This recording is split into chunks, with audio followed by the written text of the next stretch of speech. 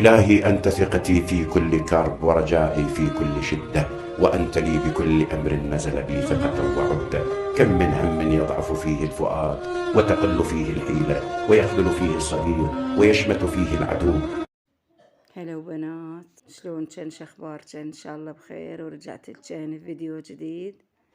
اليوم غدانة مرقة سمك. طبعا انا عندي سمك خالته بالمجمدة، باق عندنا من قبل يومين كان خليته بالمجمدة، وقلت اليوم خل اسوي مرقة سمك لان احنا نحبها مرقة السمك.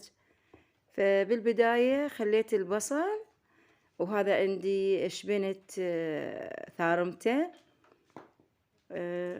وهذا نومي بصرة مطحون، وهنا عندي معجون. واحد اقتصاد، ليش اذبن هالسمكة؟ يعني اذا بقت كم يوم بالثلاجة تخرب، ويعني ما نستعملها بعد يعني وناكلها. فانا قلت احسن شيء اسويها مرقة سمك ونسلك بهذا اليوم. هسه خليت انا كركم بالبداية، وهذا 7 بهارات، وخليت كاري ما صورته، ما صورته، ما ادري ليش ما طلع. هسه حمست البصل والبهارات، وخليت الشبنت هم شوية اذبله.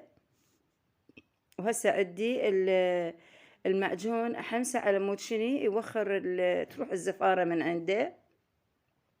هنا عندي طماطة ضربتها بالخلاط، وحيل يعني سويتها مو خشنة ولا هاي، ناعمة كلش بحيث ما تبين كأنما معجون،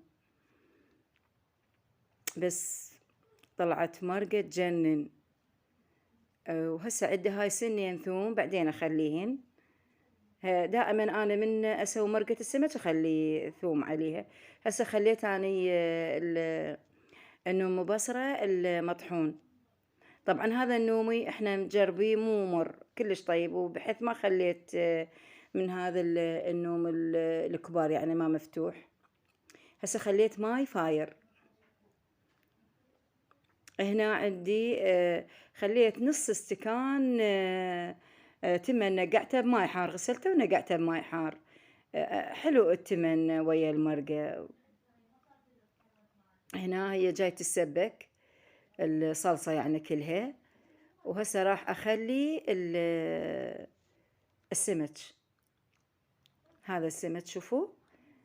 طبعا اني من قليته وكلينا قبل بيومين يعني كلش طيب. سويت له خلطة بعدين اقول لكم بيها الخلطة. لا هسه خل اقول لكم عليه من الخلطة: بابريكا باردة، وكركم، ونومو بصرة، وثوم مطحون، بصل مطحون، 7 بهارات هم خليت، وكزبرة يعني، وخليت طحين من هذا الصفر وملح وياها، وقليناها. بس شني ما احكي لكم، تياداني غسلته غسل زين، وخلت ليمون همه.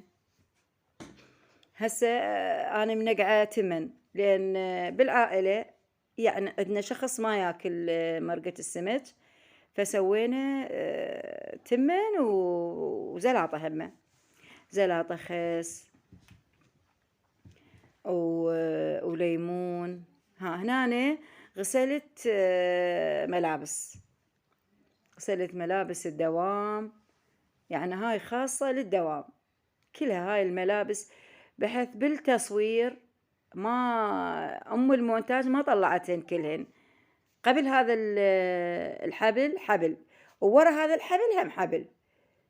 هسه هاي كلها قمصان وشالات. هنا قلت خل اكافئ نفسي واكل لي برتقاله. واحده من البنات قلت لها سوي لي برتقاله، وكليتها. تفضلوا وياي. كلش حلوه يعني، بيها ماي هواي وراويه.